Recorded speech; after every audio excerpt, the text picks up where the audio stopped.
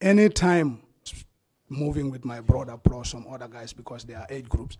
And most of the students used to come to our home to have food there. My mom was very generous to everybody.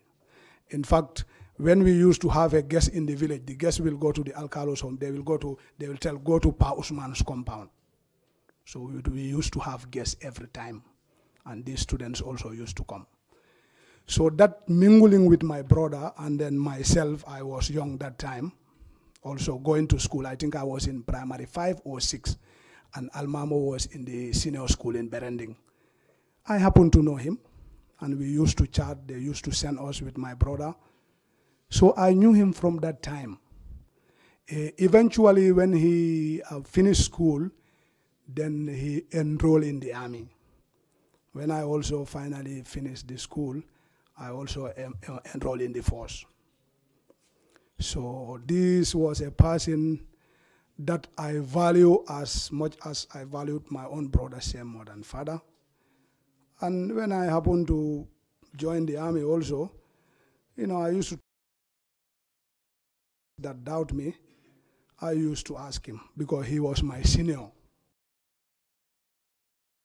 So even though we were not at the same unit, but we were very close. And occasionally we used to meet at our village programs. So when I saw him, when they were channeling these detainees to those where they kept them, those hangars, if you, maybe the commission one day, they will go to Fajara barracks to see for themselves.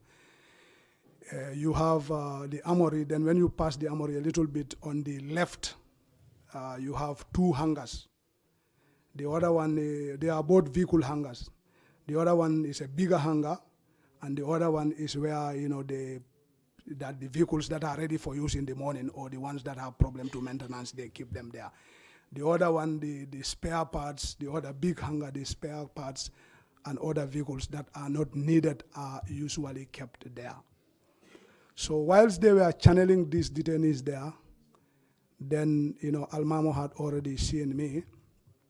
So then he waved at me, and then he called me. So then after a while, I went to the armory. I said, okay, I will come. The armory, I'll come and sign my rifle, but I'm coming. So I went there. So when I went there, then I saw Almamo, and Almamo pointed. He said, do you know these people? I said, I have recognized especially one. I think Oye was the most fair-colored among them.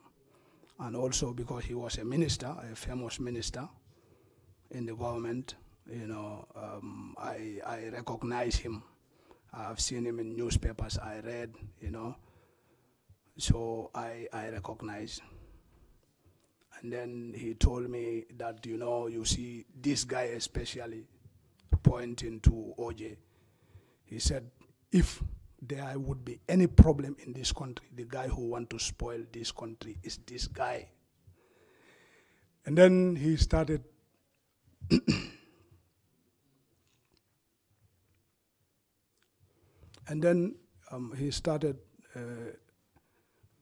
to explain to me that, OJ is, conniving with the Europeans. That time there was sanction embargo against the Gambia. And then, he's working on modalities to bring mercenaries into the Gambia, and then they will overthrow the new government, and then they will spoil the revolution, and in the process, the mercenaries who are mercenaries, they will end up also killing all of us. And this is the main man who is doing that, despite the fact that he has been warned again and again. He's the one doing this thing. And their plans are almost ripe. A lot of other things. So once he said that, of course, that time I was young. I was in my 20s, and the fact that I knew him, and the fact that many times I have confided with him with issues regarding, some advices, personal advices, and advices about the job. you know, explaining those things and then pointing, telling that he is the main problem, you know, who want to mix this country and want, you know, us to be killed when the mercenaries come to create mayhem, and then in that, you know, the Gambians will suffer, our families will suffer, and on, things like that. So definitely also around that time, because of my age and my level of maturity that time, really I was very gullible and I believed in him. And then that is what led me to, you know, join in, you know, in torturing Uncle OJ.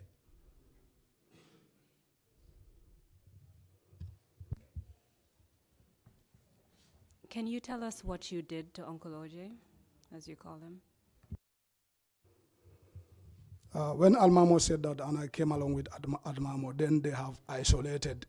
Few of them were isolated. I think about 3 or 4 of them were isolated, and they were already instructed to undress. You know, then I came close to OJ, and Almamo himself hit him. You know, when I came close to him, you know, as I was coming close to him, thinking of what Almamo has told me, you know, I was really angry. Why should this guy think like that? You know, he have been in government for so long, you know, these people just came in, you know, we are transitioning. Why should he think in that line? You know? So as I came close to him, you know, I punched him on the stomach. You know, I hit him on the stomach. Then he bent down, you know, and then I started, you know, beating him with my hands, you know.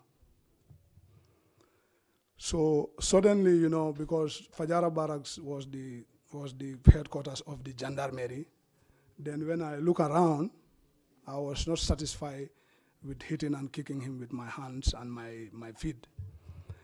I saw that, you know, these truncheons that were being used by the gendarmes, for some reason, I don't know, they were littered around, you know. So I reached out for a good one.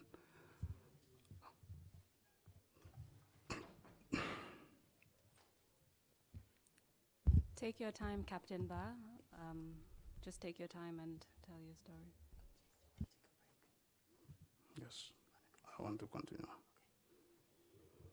So, as I said, very regrettable. Then I reached out for that one, you know, and I was hitting him, you know, mercilessly on almost all parts of his body, his head especially, you know, and then the feet and the body. You know, I was hitting him there, you know, and then he fall down, you know, then, you know, I kick him also, you know, and I was hitting him, you know.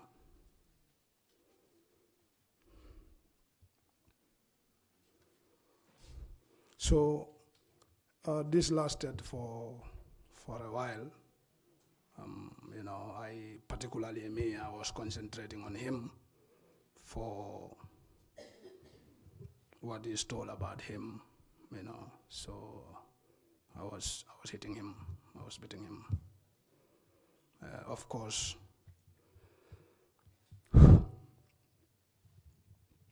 like every reasonable man should be able to think.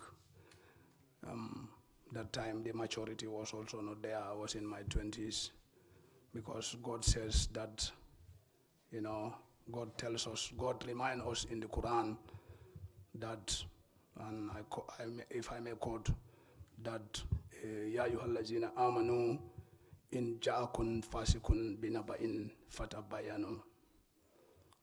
When an evil monger or a perverted transgressor comes to you with any news, the scholars, they know the verse that I'm quoting. Allah said, verify it. Fatabayanu, verify it. Because as a human being, Allah has given you the mind, and then it is your responsibility to use the mind. But also looking at the situation that time, I was very young. This is a guy that I have trusted. I knew him well when I was in primary school at our village, you know, and I trusted him also, he give those information, the circumstances that time as well. So I was very naive, definitely, and I don't have anybody but to blame myself, because it is my duty as instructed by God to verify whether it is true. And even if it was true, also I think the most reasonable thing I should have done was just to offer him some advice not to go into that, because when the conflict comes, nobody who knows who is going to die and who is going to survive. So several occasions, I can't remember exactly, but I think 3 or more occasions, and I have been definitely, to be quite honest, truthfully, I have been involved in beating him, and after that, later it emerged that, all these allegations were not true. So I really regretted why it's inconceivable why should just an information be given and then without verifying, and then you go into, beating the person like that. In my mind, I accepted guilt in my mind, and really since then, after that, I regretted it. Anytime I read paper and I saw the story of OJ on the paper, I feel very guilty to myself and I feel very bad. Anytime I saw him, for example, on television, I feel so bad. Anytime I think about it as well, I feel so bad. And after the issues of the OJs, definitely from then on, I have, even though I have had the opportunity to do some extreme things, I had the opportunity, but after that, I have never involved in anything whatsoever, like torturing people and killing people. Even though at some points in the history of our country, everybody knows these were things that were frequent. But alhamdulillah, with the protection of God, since after that, because this thing keeps on ringing in my mind continuously.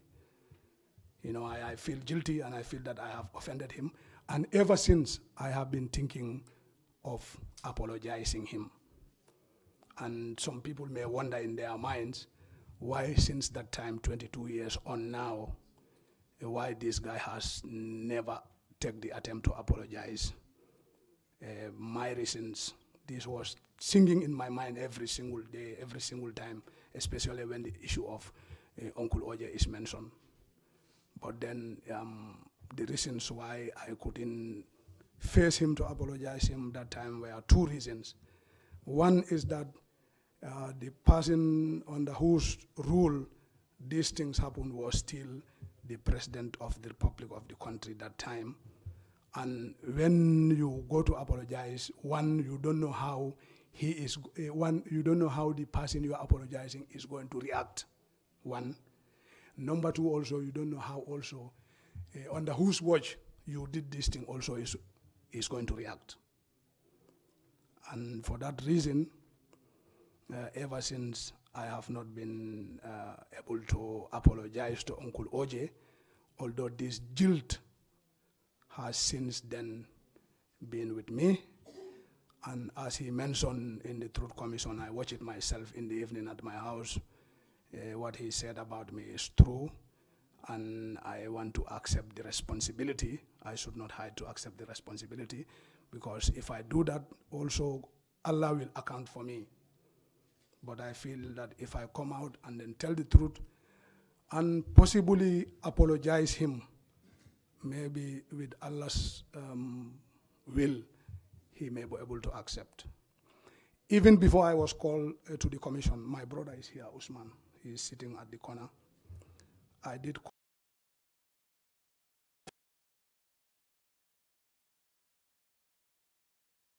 about it, and then I have told him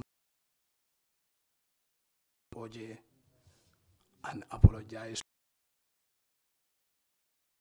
to my brother Usman, I said, I am a human being.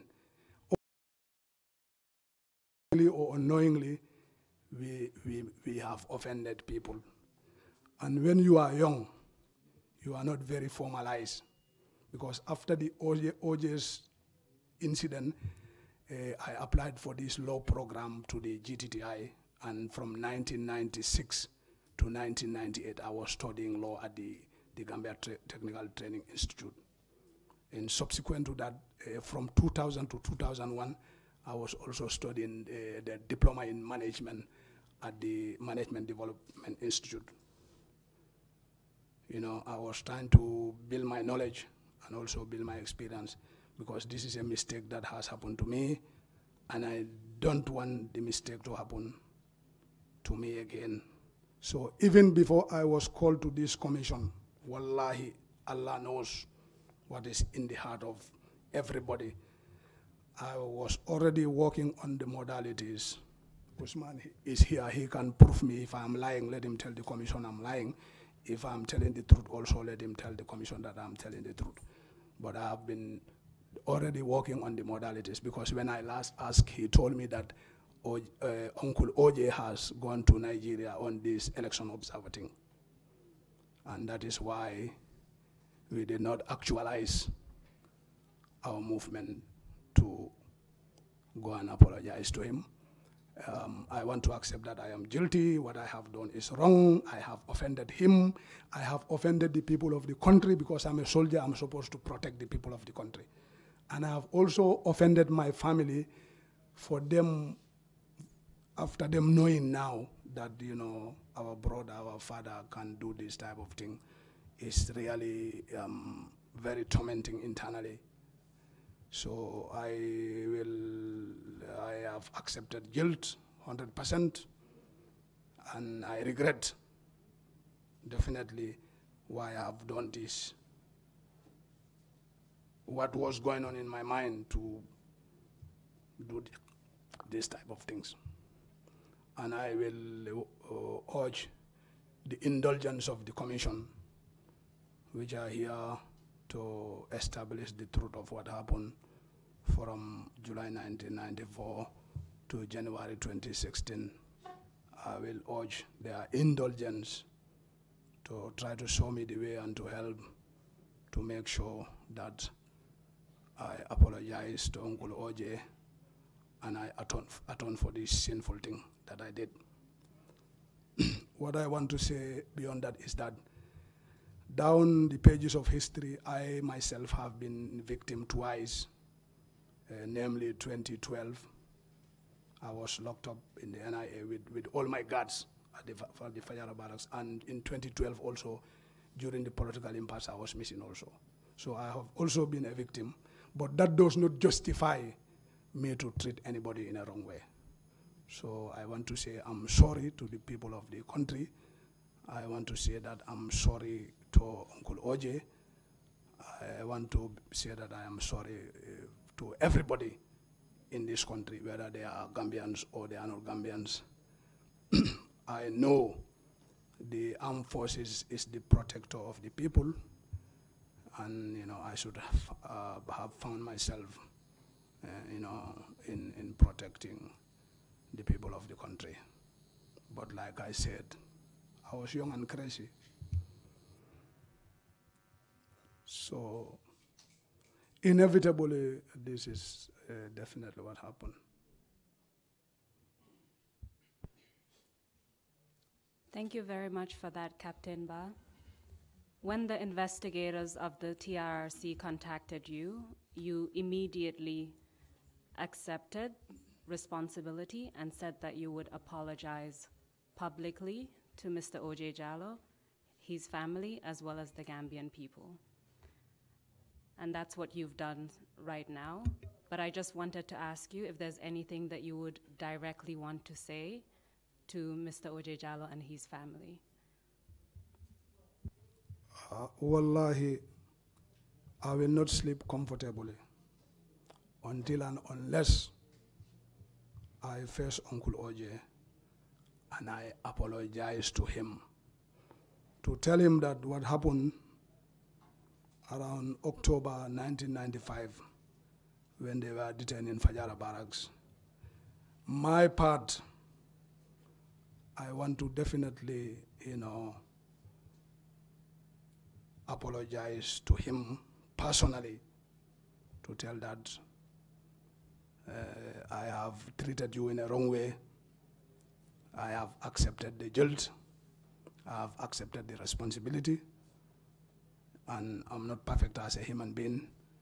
I will kindly request that you and your family, the pain I have inflicted on you, by extension, the pain I have also inflicted on your family, I want you, for the sake of God, Uncle Oje Jallow, for the sake of Allah, to please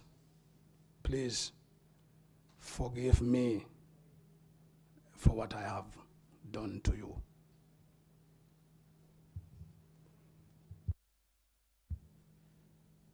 Thank you, Captain Ba. As we've already indicated to you, the Commission, an important aspect of the Commission's mandate is to promote reconciliation and healing. And in that regard, you have expressed your willingness to participate in reconciliation efforts, and the Commission will facilitate that as a way of moving forward and forging ahead. I would like to ask one last question on this matter before we move on to your victimization, and that's in relation to the issue of amnesty. Is that something that you are willing to apply for before the Commission?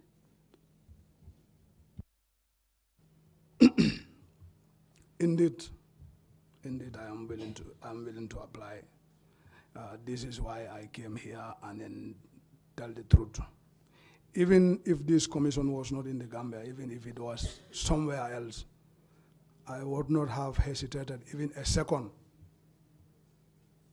to contact them and then tell things exactly the way they happen, what I know, and also to explain my role. So this is unfortunate. I don't know how my family is thinking about me now. I don't know the people of the country also looking this live on, what are they thinking about me. But I just want to say that we are human beings. We are not perfect. Sometimes, when you are misguided and, Satan is involved, you may do things that ordinarily you would not have done.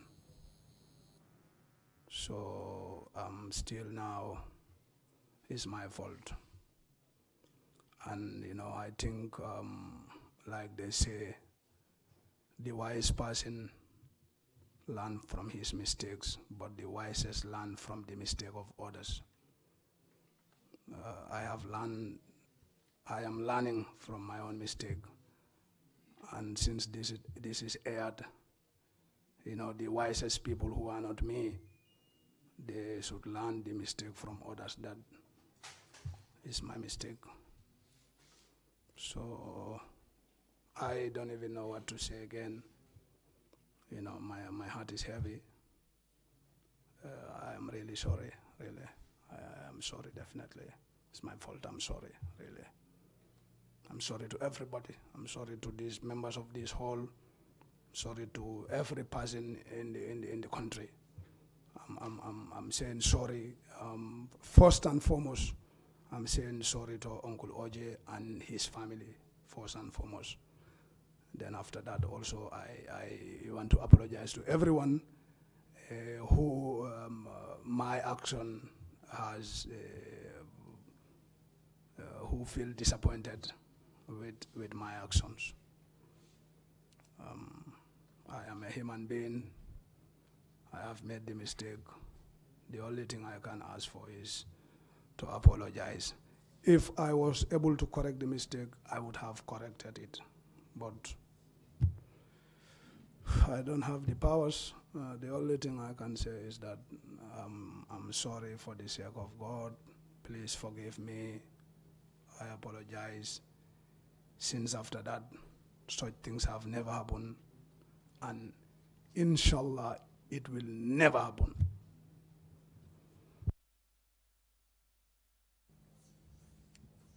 Thank you very much for coming to tell us the truth and for the courage you've shown in publicly acknowledging what you've done. I want to now move on to your own victimization. You told us that you were first arrested in 2012. Can you tell us about that incident? Like I said, from the training school, consequently, after some time, I was posted to Fajara Barracks. And in 2012, I was in Fajara Barracks before I was promoted to captain.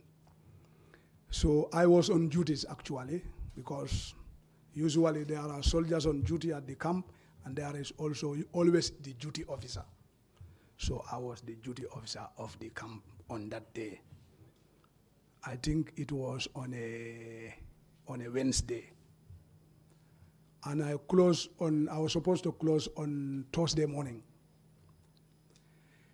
But that Wednesday, the soldier children in the camp, I think they pick a small ram, somewhere in the camp, and they were moving around with this ram. Subsequently, it died in their hands. So when it died in their hands, actually they were moving in the camp to find out who owned the ram. Then subsequently it died in their hand. And children being children, there is a field in Fajara Barracks. When you go, there is a big field at the middle. That's where they do the drill training and other trainings. So these children took this dead ram. There's also a dump site just around there. Normally it's a temporal dump site. It is always being cleared.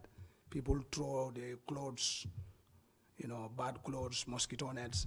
So these children mingling around with this dead ram, they went there and they saw, I think some guys might have disposed of their, this bedsheet, white bedsheet or mosquito net.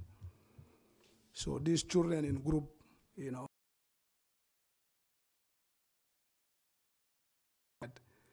and they took this dead ram and they shrouded it into that cloth, like the way you shroud the way you cover a dead body.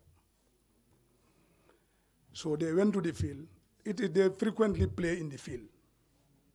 If you know about Fajara Barracks, the children, they play in the field, they run on the assault course there, they play there. Sometimes we even chase them away. But they are military children, stubborn. What they see the elders doing, that's what they also do, That's how they act. Unknown reasons, they took this and shrouded, and then they took it into the middle of the field, and they form ranks behind. They pray it like they are praying.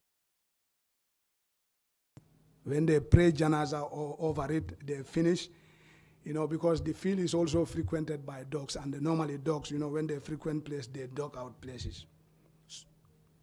Just for people who don't know, when you say janaza, can you explain what you're referring to? Yeah, just like how you pray the dead body. When you cover it and then put it in a coffin and put it, then you make ranks and then body. And just to clarify one more thing, when you refer to military children or soldier children, you're referring to the children of the soldiers stationed at Fajara Barracks, is that correct? Yes, the sons and daughters of the soldiers and officers staying in the Fajara Barracks. Thank you for that clarification. Please proceed. So when the children, pray the janaza over this dead ram, they pick it after that, they put it in one of the holes there that was dug out. And then they bury it there. Then they scattered. I think that night there was a heavy rainfall. That evening, there was a heavy rainfall. So I was on duties. When the subsequent day, when I closed from duty, usually when you close from duty, after working hours, you go home. So after working hours, I went home. Then I think when this thing started decomposing, the dogs smell it, they dug it out.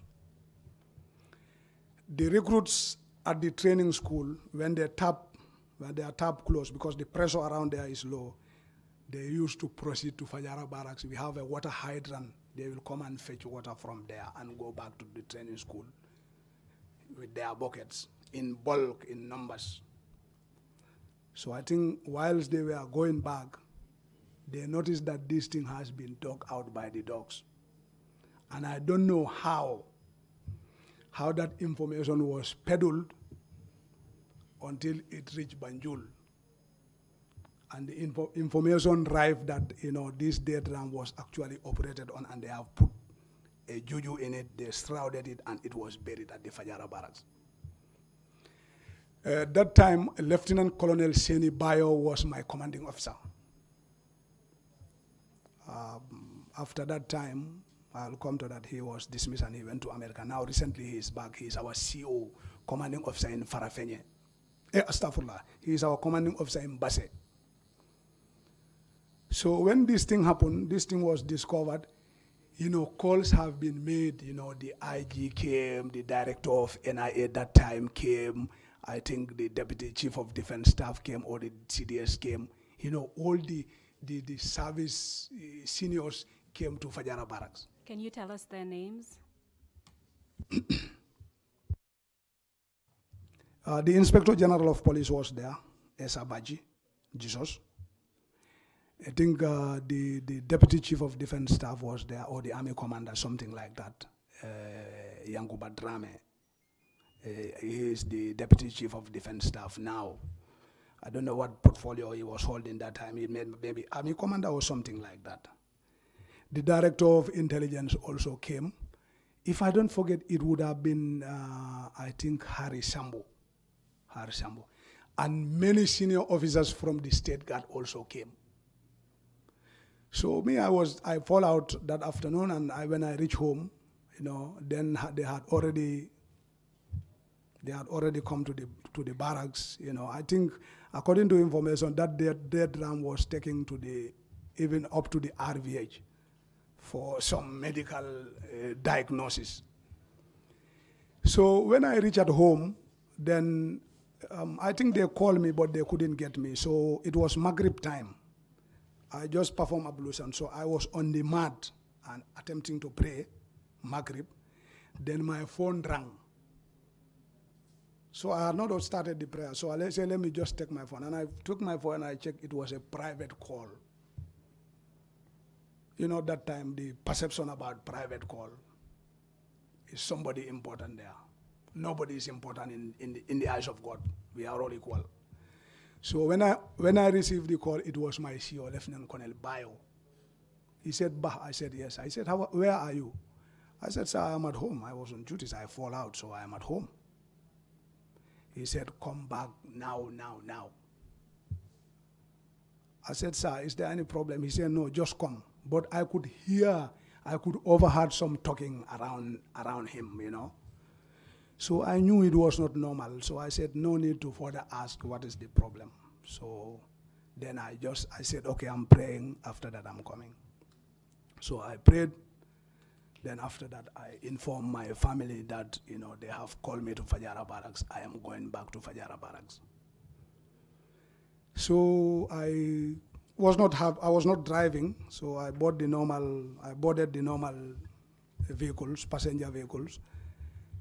When I reached at Fajara Barracks, I was surprised because all these service chiefs were there. So many officers from State Guard were also there. So I approached my CO, and then I saw that they were bullshitting my CO. So. What do you mean by that? You know, in the military, we expect that, you know, it's chain of command. We expect your subordinates should talk to you in a very disciplined way. In the military, we don't condone that. Your subordinate, even if you were born on the same day or he is your father at home, once you are his senior, the regimentation take principles. If it is father, he will take instructions from his son. And he should comport himself in a way how a junior should comport himself towards the senior. So that respect was not there. The people talking to my and at the end, your junior man can report you and then you can fall in problem. So when I came, they also accosted me and asked me, what do you know about this thing? Explain. I said, hey, look, I said, I don't know anything about this. I cannot explain anything. What I know is that I was on duties yesterday, and then we did our duties with my guards peacefully. And this morning I closed, I wrote the duty officer handing over, and I didn't mention any problem because no problem was reported to me, and I did not notice any problem. And after that, I fall out. That is all I know. I don't know anything about this death ram issue. I don't know. That time already the guys I was on guard with, my guard commander, you know, my sergeant and then the staff sergeant, you know, the other guards were already also kept there. So my immediate assistant was, I think, Warrant Officer Class 2, Fasidu Mane. He left now. He is from Katong. That morning, like I went home, he has also gone home. So they were trying to call him to get him, but his telephone was not on. I think they called Katong to go and arrest him. So then they sat us there, Bayo was there, you know, my guard commanders were there. So later we heard that, you know, Hechi said he's going to set an example. And when they say set an example that time, we just need the clarity. When you say HE, who are you referring to? Obviously, Jamel. Is he known by any other name within your circles? Yeah, they give him so many names. You know, SMI, I think that means tiger, you know, crocodile, you know, the big man, you know. You know, they give those type of names. Baba, they give those type of names, you know. So, yeah. So they said, he said he's going to set an example. Those in the guard duty, the corporals, should be dismissed with immediate effect.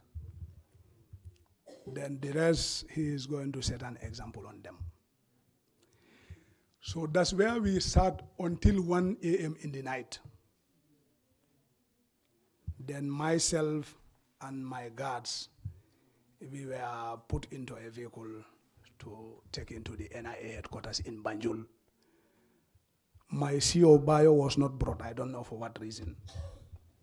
So we were there. I remember vividly that day when we arrived, we slept on the floor at the reception. That's where we slept until morning. We didn't even have dinner.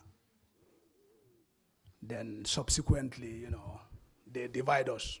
You can be going in group, divide. There are a lot of, you know, underground detention places, cells there for investigation.